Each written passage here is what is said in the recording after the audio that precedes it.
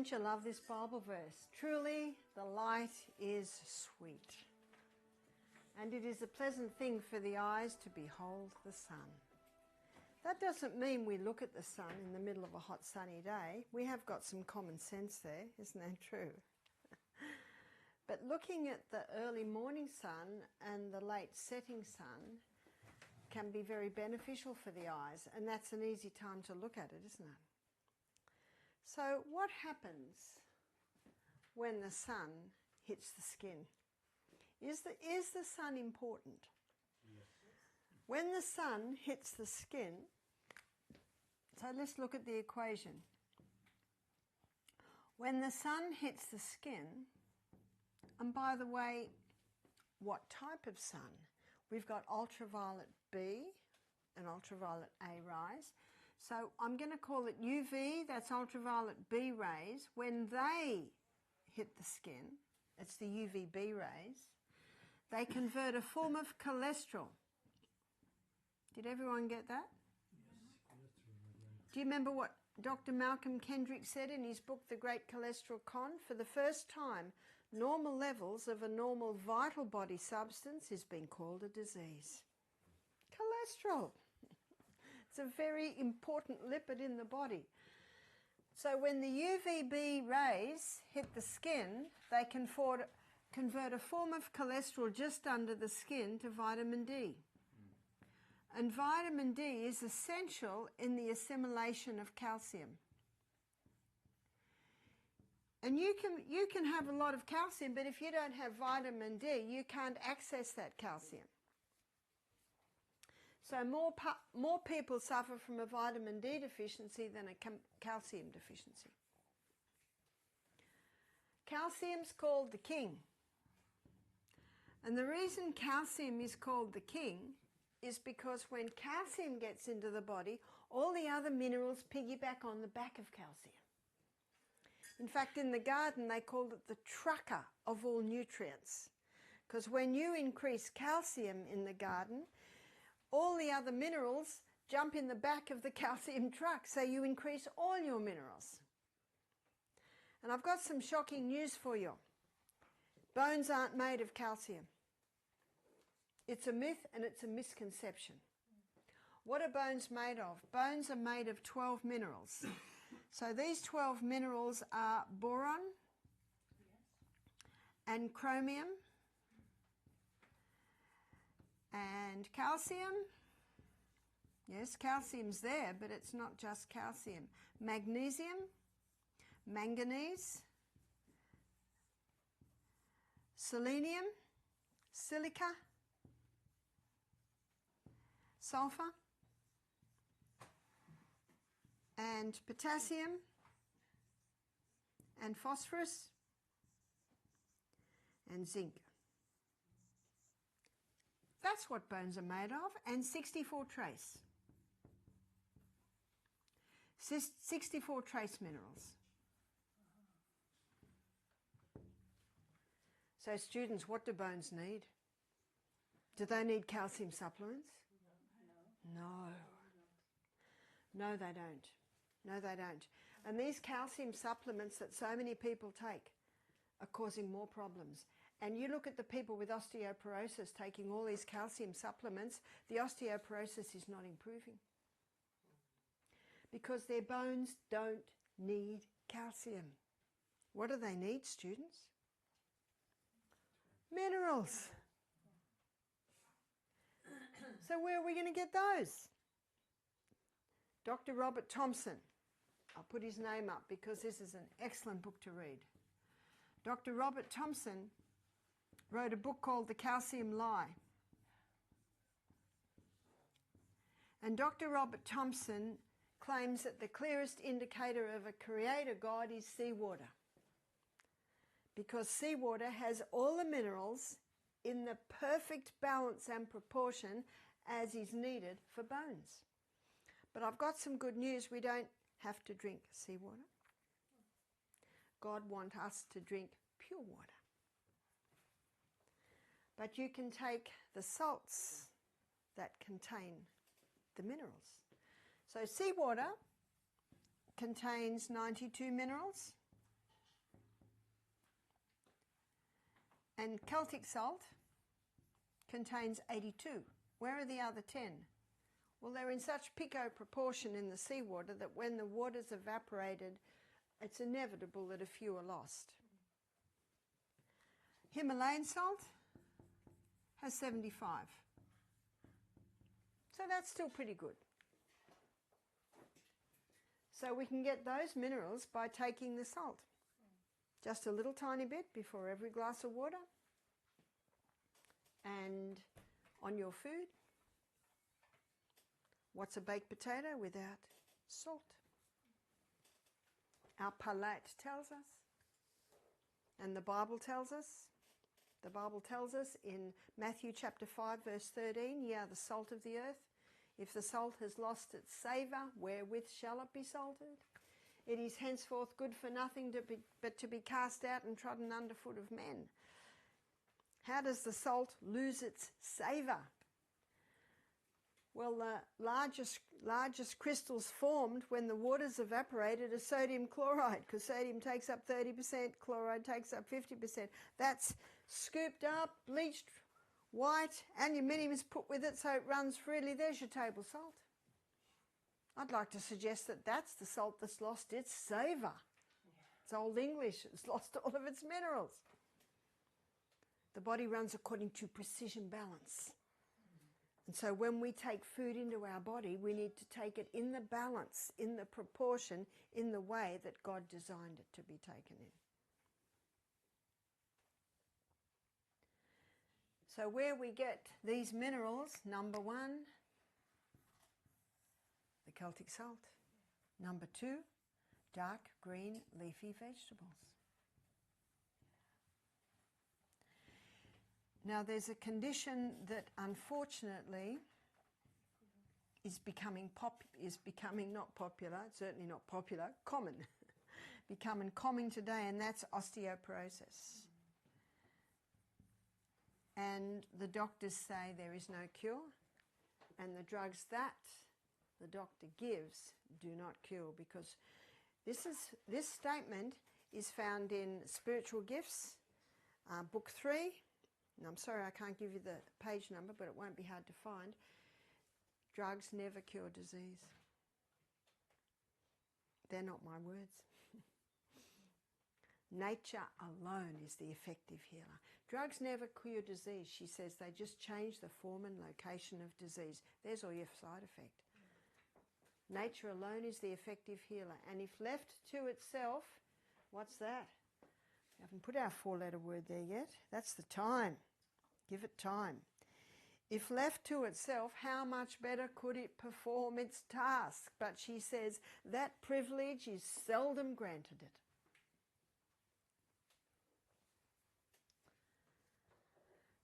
Dark green leafy vegetables are high in these minerals, but they must be organic.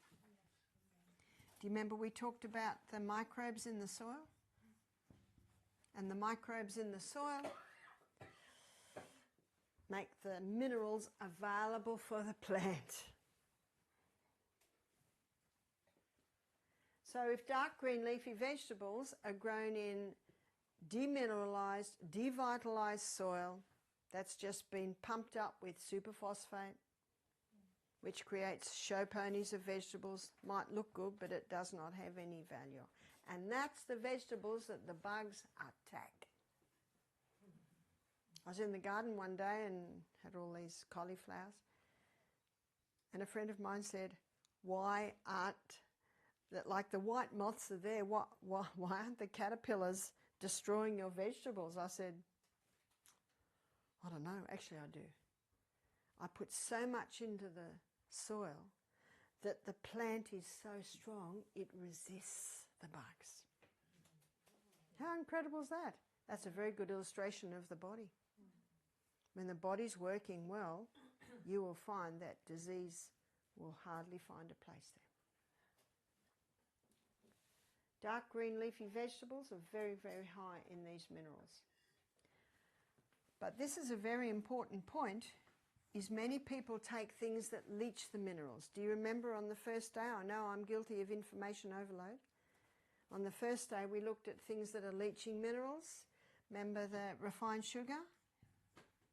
And do you remember another one? Caffeine. Caffeine. Also alcohol, drugs, tobacco, drugs. And so many people have osteoporosis because of the stimulants they're taking. Yes? I don't know if you explained how they leach them. Did you do that the other day? Because they're so toxic, the body uses the minerals to calm them down, so they don't totally kill you. So when they leave your body, they're leaving with your minerals. Do you remember what we looked at yesterday that bones need? Progesterone. Progesterone. When we looked at hormones. And remember that progesterone is boosted with the Anna's wild yam cream. Progesterone boosts bone building cells. Those cells are called osteoblast cells, blast of new bone. Osteoblast cells build new bone. Osteoclast cells take away old bone. So there should be a balance of the old bone being taken away and the new bone being made. Often in osteoporosis, you've got a lack of osteoblast cells, and it can be because of a lack of progesterone. So next week you'll be making a program out for people with osteoporosis, so take note of all this. And the best bone building exercises are exercises that defy gravity. So you're rebounding.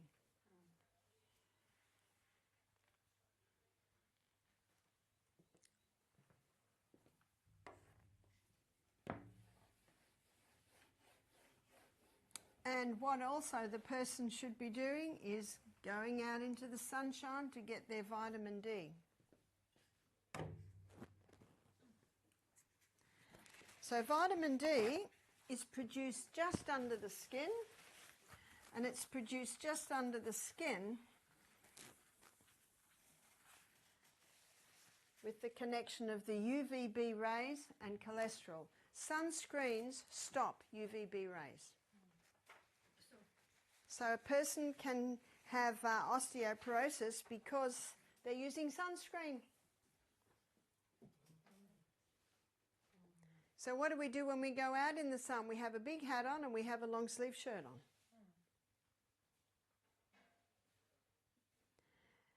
When Michael and I had a holiday in Bali a few years ago, I went down by the pool every day because we were going to go snorkeling in a few days and I wanted to get a tan in a week. So I went down and I laid in the sun and I didn't have sunscreen, I had my clock. And I know that my skin can bear 15 minutes front, 15 minutes back, then under the umbrella. In the afternoon, 15 minutes front, 15 minutes under the umbrella. I thought, oh, it's not coming quick enough. 20 minutes front, 20 minutes. And by the time we went snorkeling, both Michael and I had a golden brown tan. Because when you're snorkeling, you know, you've got the glare from the sun. You're in the sun a lot. You can't get a tan in a day. The darker the skin, the more sun you can bear. So, you know, and the darker the skin, the more sun you need to get the right vitamin D levels. Now, what I got on my skin was a UVB tan. And a UVB tan is a lasting tan. When you go into shops that you know, have tanning, I know in Australia, everyone wants to be tanned in Australia. So they go to shops and go under these lamps and it's UVBA. And the UVBA tan, it disappears very, very quickly. It's the UVB that's the one you want. You ever been in the car and the sun's coming through the glass and you get burnt? That's UVA because the glass blocks the UVB. So that's the one that you want. So it takes about 2 hours for the vitamin D to develop. And if you if you have a shower in the morning and cover yourself with soap and go and lay in the sun, you'll not get your vitamin D. Yeah? Is it UVBA or UVA? It's ultraviolet B or ultraviolet ray A. Did I say UVBA, did I? Yeah. One time. Sorry. My brain runs ahead of my mouth sometimes. No, anyway, something like that. And we talked the other day too about when you have a shower, you know, unless you've got mud all over you, there's really no need to soap your whole body up. We had a guy last week that said, I just have a shower with water. With water. If you lay in the sun and then go and have a shower, of course you wash it away. But if you lay in the sun and then dive in the sea or dive in a lake, you won't lose your UV.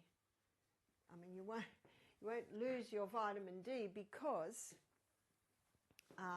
you're not washing the oils off.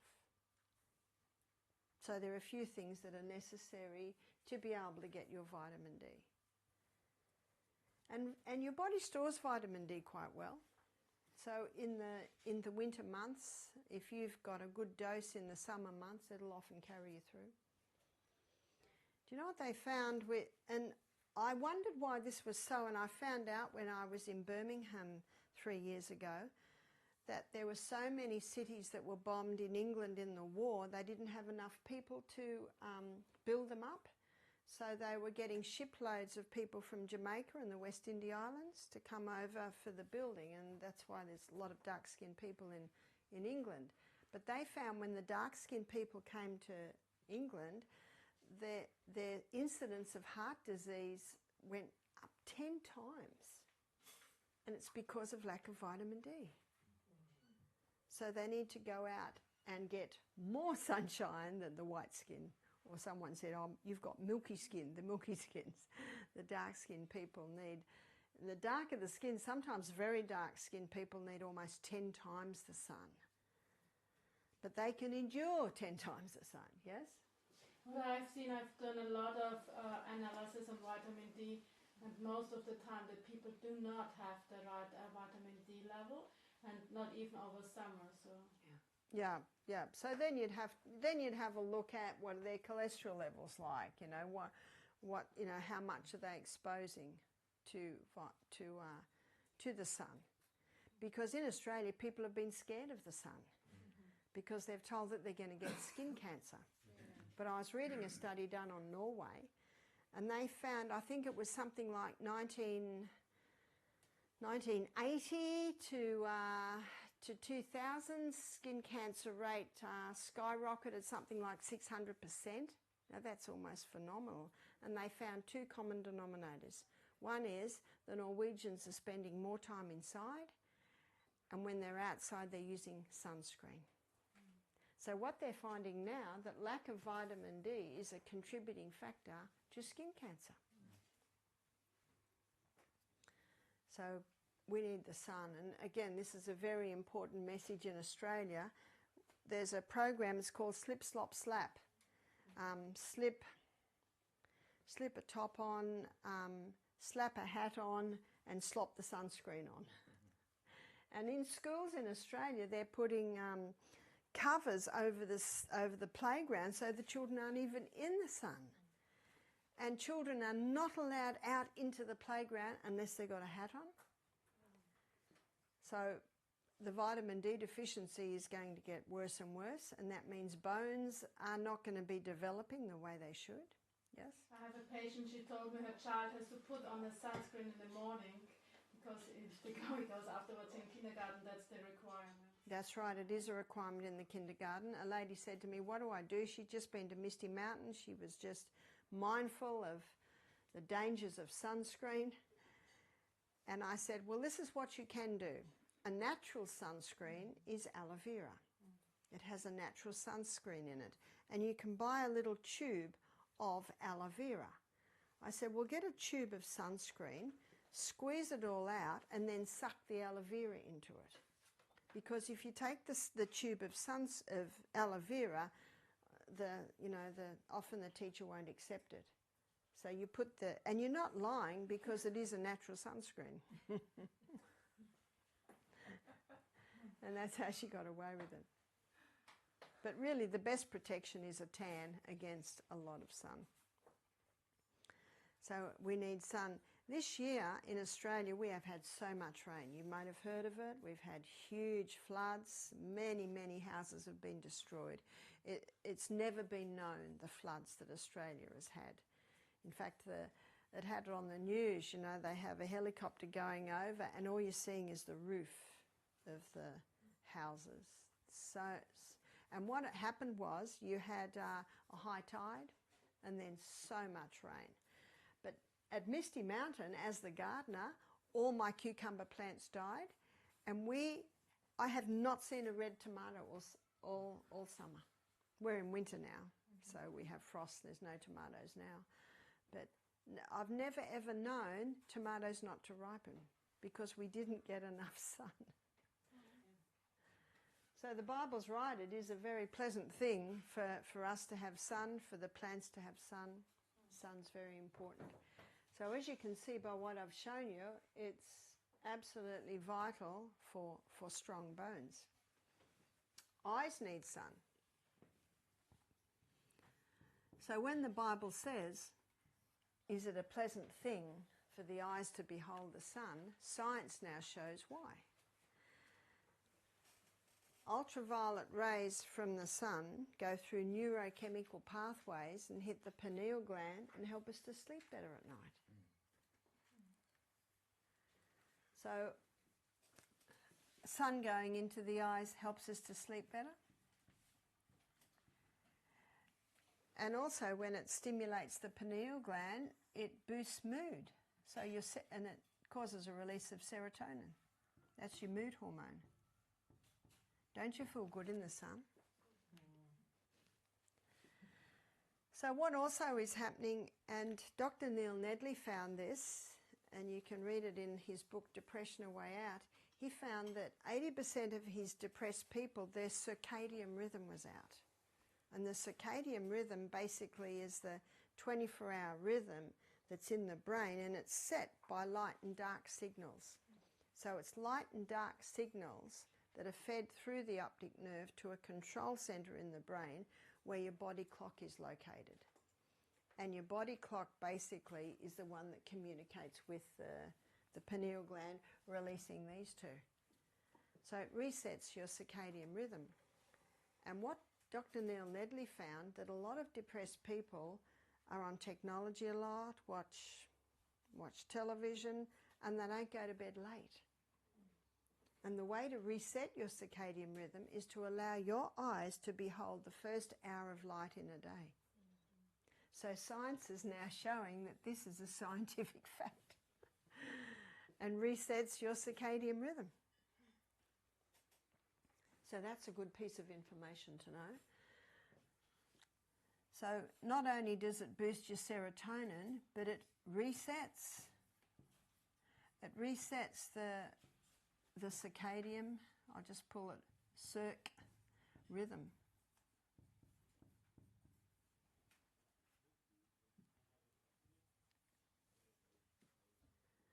It was probably about 10 years ago, that a group of scientists discovered a receptor site in the eye, or on the retina, called melanopsin. And melanopsin has to do with brain function. So this is a receptor site on the eye, and it's not involved in sight. And what melanopsin does is it absorbs blue light.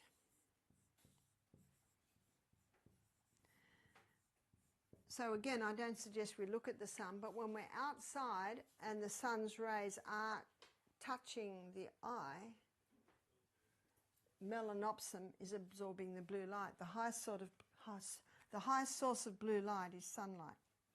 And what they found is that when adequate levels of blue light were going into the brain, tactical reasoning increase, and also the ability to solve mathematical problems increased. So it's a pity that they're putting shades over all the playgrounds in school. Those children need the sun.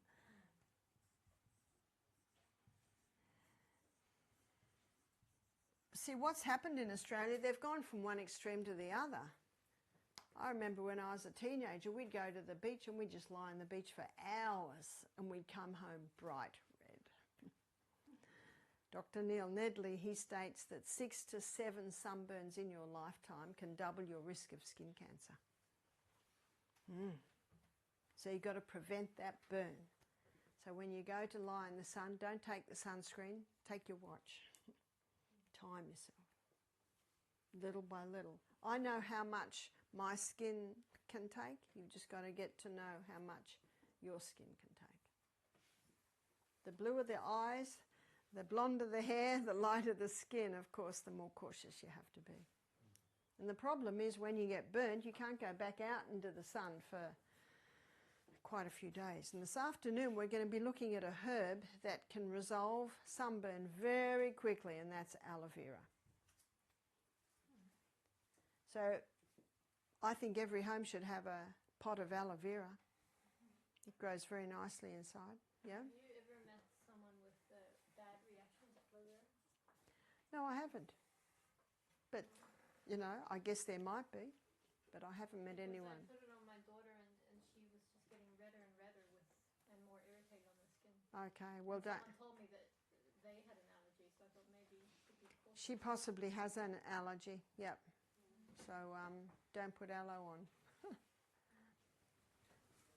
But there are only 4 types of aloe vera that are good, and there is a number of types that are Yes. not having that effect. So the barbadensis, the aloe vera barbadensis is the medicinal one. That is the best one. Now, one of the problems that's happening today is that people are sleeping with their phones. The current figures are 80% of Americans sleep with their phones. And the pillow's no protection. And if a person can't sleep, what's the first thing they do? Pick up their phone. And what those screens are giving off is blue light. But it is not the same blue light as the sunlight. It is a different frequency. But what happens is, and this is one of the many dangers, is when the eyes look at the screen in the middle of the night, the message to the brain is, wake up, daytime. Because the eyes are used to the blue light coming from the sun. So that's one of the contributing factors as to why insomnia is so common today, is that people are letting their eyes see the screen. Now, I know here in Sweden the sun doesn't go down for very long, does it? Up in the north. Yeah. It's not up for very long. So really, once the sun goes down, the eye should not be looking at the screens. So after discovering this, I answer all my emails in the day now, so that I haven't got that exposure when I should be sleeping. So that's also an important piece of information that you can give to people who are having struggle with sleep, is that they need to not only go to bed early, and we'll look at this in more detail when we look at sleep. Not only do they need to go to bed early, and we'll look at why when we look at rest, but they also need sunshine in the day. The sunshine resets the body clock, and the sunshine also stimulates a release of melatonin, which is your hormone that helps you sleep better at night. I didn't put that one up, but we'll look at that in more detail when we look at rest. But also the Ecclesiastes says the sleep of a labouring man is sweet. So we'll also have a look at that. But most people don't realise that sun in the day will help you sleep better at night. Now, where I discovered this was when I went from Australia to 15-hour flight to Dallas. And I went straight to the health retreat that I was working at. And I slept that night, and usually do sleep the first night. But the following night, I couldn't get to sleep till 2 a.m. And that is very difficult, especially when they had 24 guests and I had to consult them all that next day. And as I'm sitting in the consultation room, very hard to stay awake, and I know the worst thing you can do is sleep. The sun was shining in the glass doors behind me, so I opened the glass doors, sat in the sun, and just closed my eyes for a minute waiting for the next guest. And that night I slept. So the first night I slept. The second night I couldn't sleep till 2 a.m. And the next night I slept. And that's when I realised it reset my circadian rhythm. There's a book called Better Eyesight Without Glasses by Dr. William Bates. This was written in about the 50s. He almost lost his ticket as an eye doctor over writing this book. It's called Better Eyesight Without Glasses. And he believes that you cannot overdo the sun.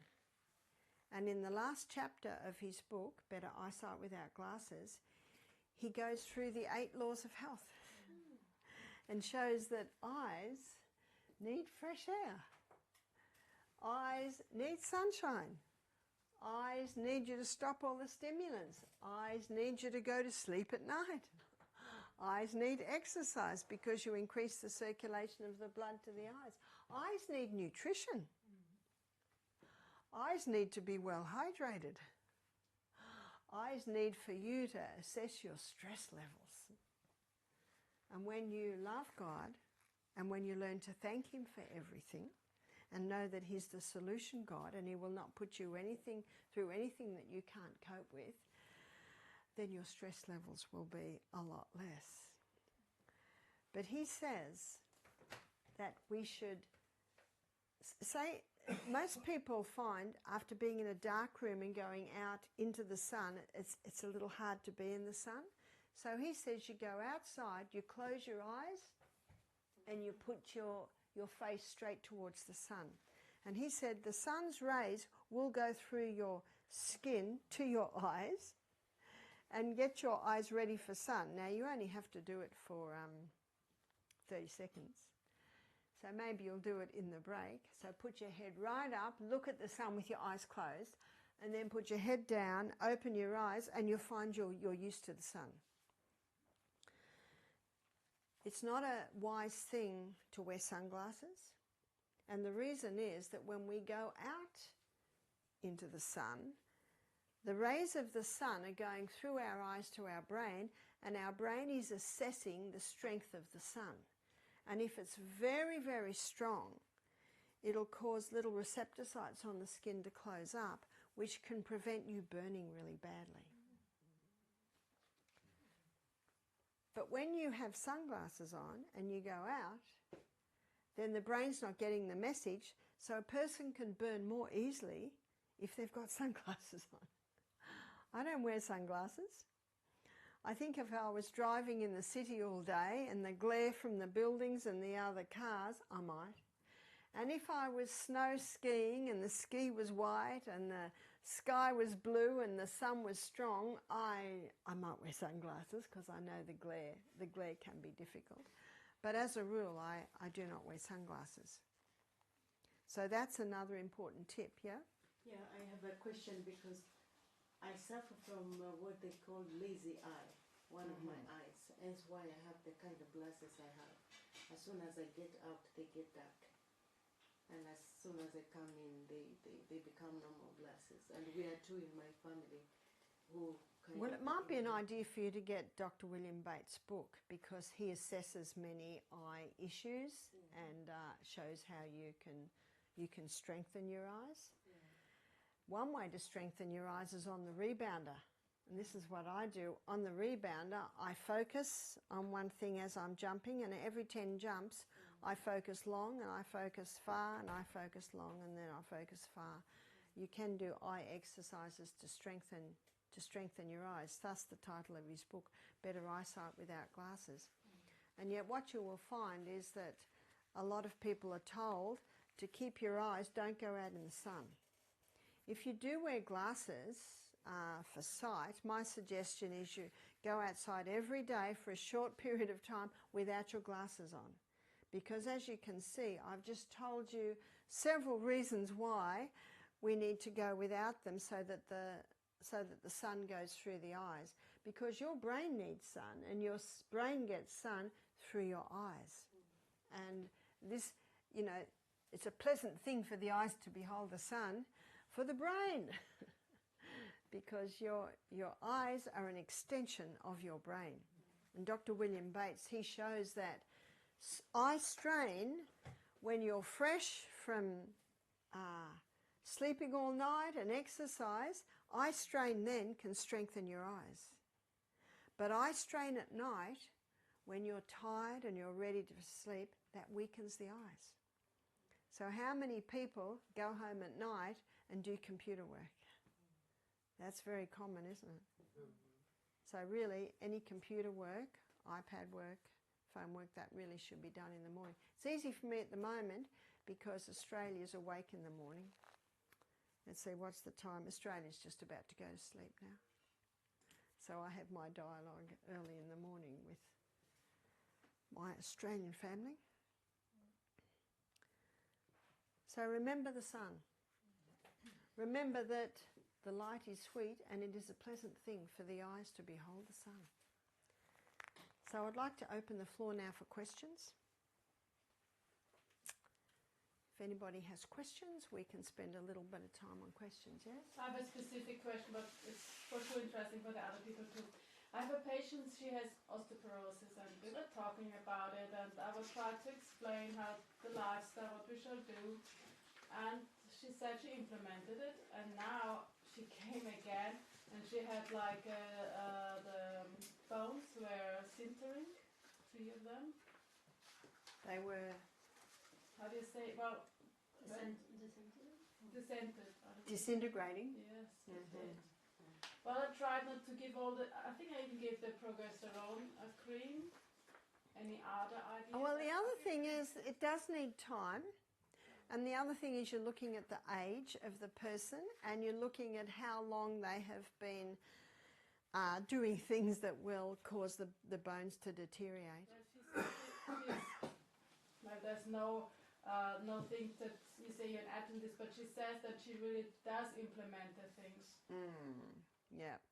So sometimes when, it's like the lady that said to me one day with high blood pressure, I went through everything, yes, and I just had an impression to go back to exercise. So then I said, what type of exercise do you do? Oh, I'm busy all day.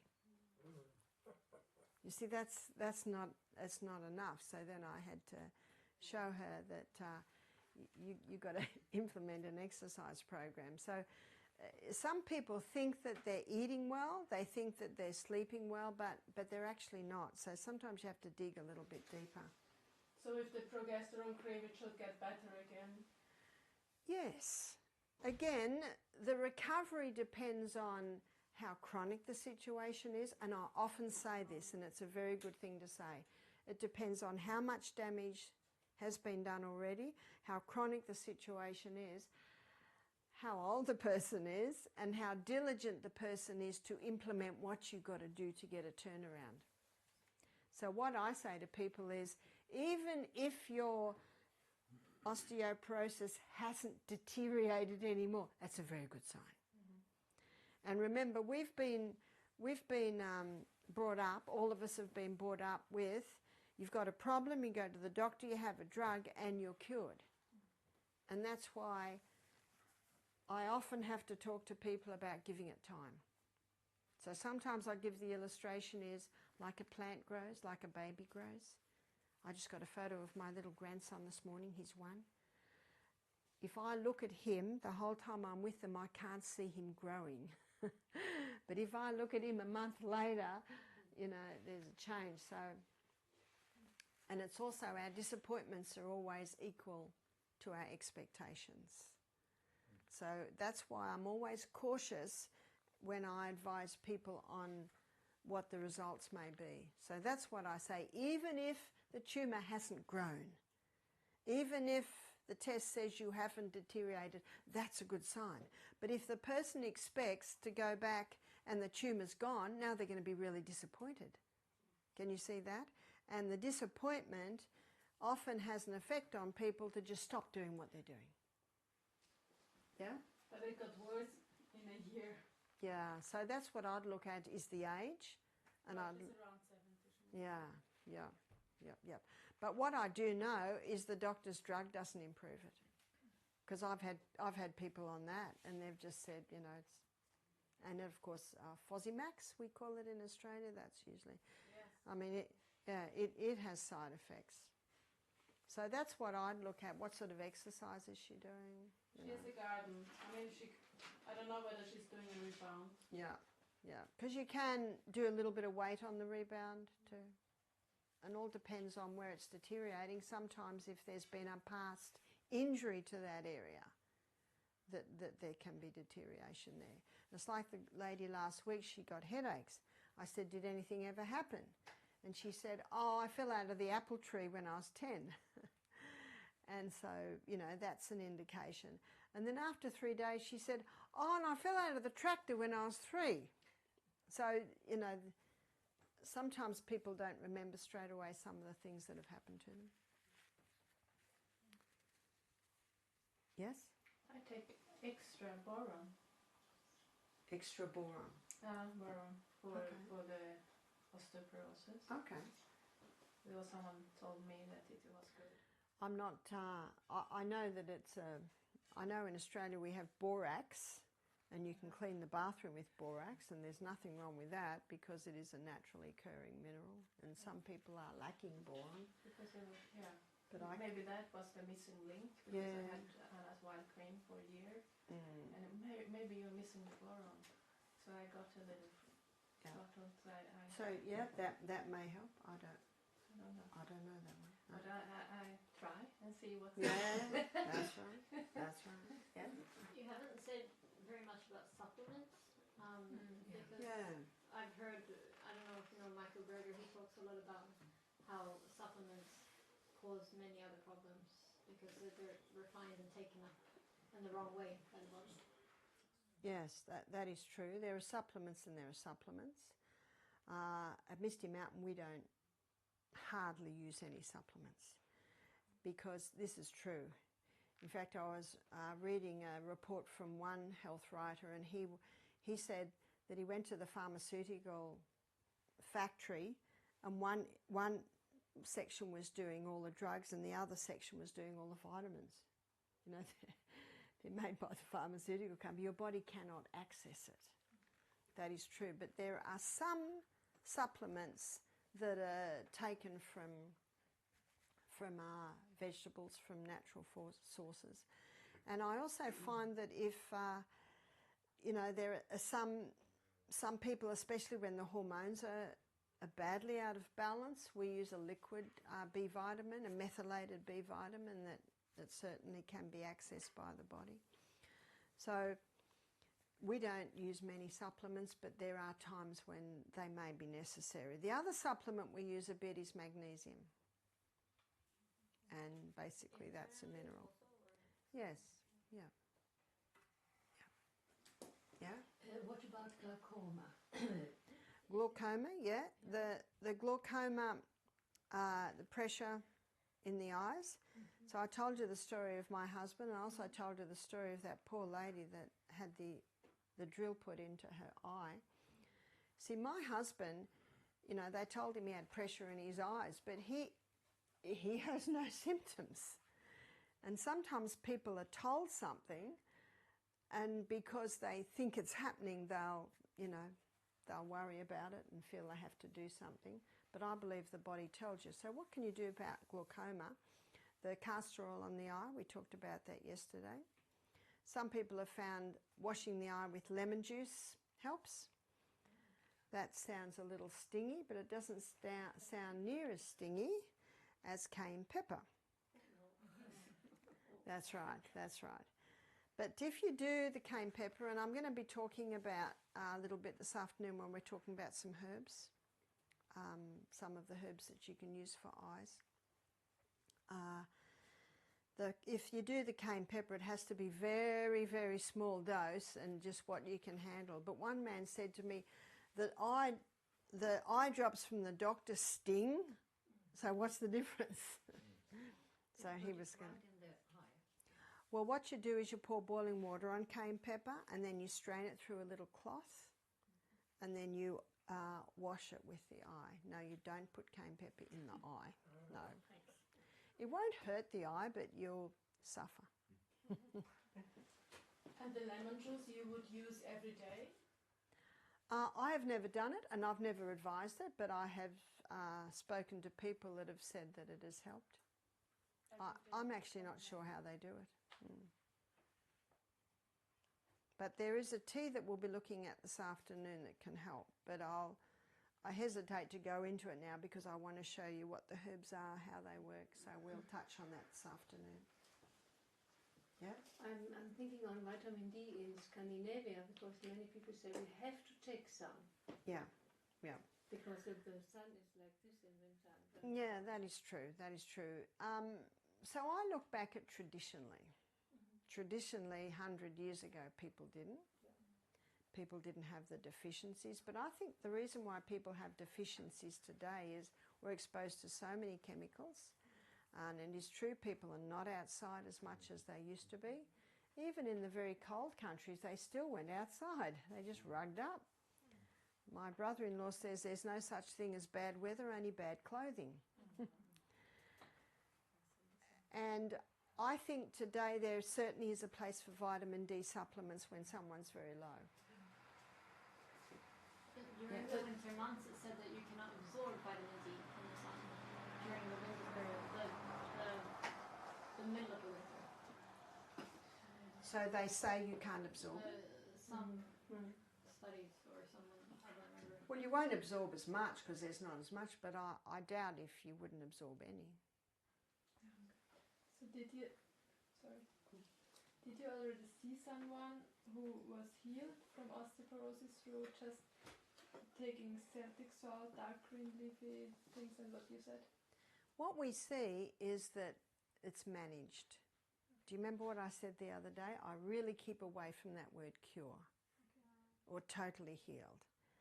Because sometimes it's not possible that it can be because of everything the person's done for the last 60 years. And often osteoporosis and arthritis will manifest themselves where there's been previous damage. You know, a past fall. We had a guy come and do our program and he came in on a walking stick. He could hardly walk. He was only in his 50s. He had 2 total knee replacements, 2 hip replacements. He was a famous footballer when he was young. So much injury, so much damage. And what often happens is they want to play. I know in Australia, it's almost like every young man wants to be a football player. So they finally get into the game and then, you know, they're tackled and they hurt themselves. All they want to do is get back on the field, so they take a painkiller, that, you know, maybe cortisone on, so they can go back on the field. And so now the natural voice that tells them to stop and rest so that the body can heal, they don't listen. They can't hear it because of the painkillers. And this man was a result of that.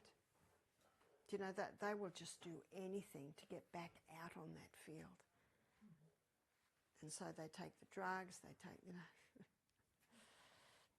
But it has a cost. Has a great cost. That's why the history is so important. So my first thing when someone has a problem in one area, have you ever had an injury there? And often they say no, but then a few days later they came back and they said, look, I'd forgotten that when I was a little girl, I I fell over there. Yes? I just want to say in relation to what she said about the vitamins, because in Sweden we don't, but I remember maybe 15 years ago there was an article in the newspaper that it was recommended, rather, in that article, that it's always good to go out, even when we don't see the sun. There is. Well, you are still getting vitamin D on a cloudy day. The sun's rays still come through. Eating the Celtic salt, is it not enough to have it on the food? You're talking about taking it with water? No. No, it's not enough to have it on the food. And when we talk about water, I'll go right into the cell and show you how it pulls the water into the cell. Dr. Robert Thompson, in his book The Calcium Lie, he said when you take a crystal of Celtic salt before every glass of water, he said all you're doing is replacing the minerals you lost yesterday. We lose them in our perspiration. We lose them in our urine. We lose them in our colon. And if you're working out and perspiring a little bit, you're losing a little bit more. So do you mean to say that we absorb it faster with the water than with the food? Here is the cell.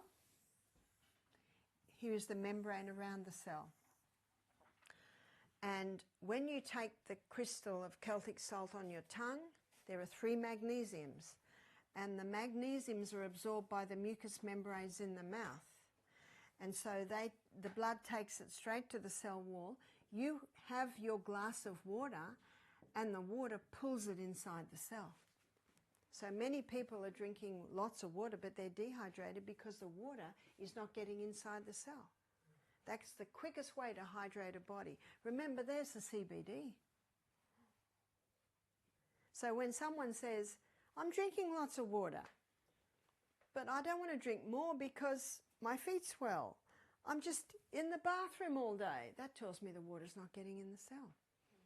And in Australia, there are the ancestors of the, maybe ancestors not's the word, say myself, I know my father-in-law was a soldier in Papua New Guinea, and he was a prisoner of war for 5 years on the Kada Trail. You've heard of the Kada Trail? So many people whose grandparents died, and not many did on the Kada Trail. The Japanese made them build this railway there. So a lot of Australians go and walk the Kada Trail, out of memory of their ancestors. And we've had a few deaths on the Kada Trail. And they're drinking 5 litres of water a day and they're dying of dehydration. Because it's hot in Papua New Guinea and they're perspiring huge amounts. What they need is the salt. Because the magnesium would pull the water inside the cell. So you can drink too much water if you're not having the salt. Yes? I'm all day out. For me, it's hard to have even this bottle with me. Yeah. Can I put in the salt in the water? If you put the salt in the water, you're now drinking salt water, and we're to drink pure water. And because magnesium is a water-hungry molecule, that's why it pulls the water inside the cell. So if you put it in the water, it'll just dissolve in the water. You won't get this same effect. So I have a tiny little container that I have in my pocket or in my little bag, so it makes it easy. But how did they do that before? Why wasn't it a problem in ages before? Because food before had so many more minerals. Lots more minerals. A lot of our food's mineral deficient today. Now, what I just shared with you here, and I'll do it again in a little bit more detail when we look at water, I didn't get that from Dr. Robert Thompson. I got it at another health seminar that I was at. So when I read it in Dr. Robert Thompson, the multitude of counsellors, there's safety, I thought, wow, this has been discovered in quite quite a few areas. Yes? What about sun lamps? Are there any safe ones? You'd have to look. There possibly are, and I know that they.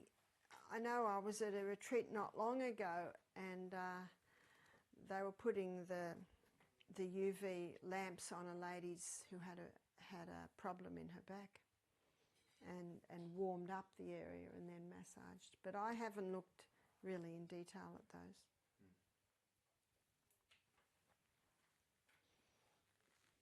We've exhausted the questions.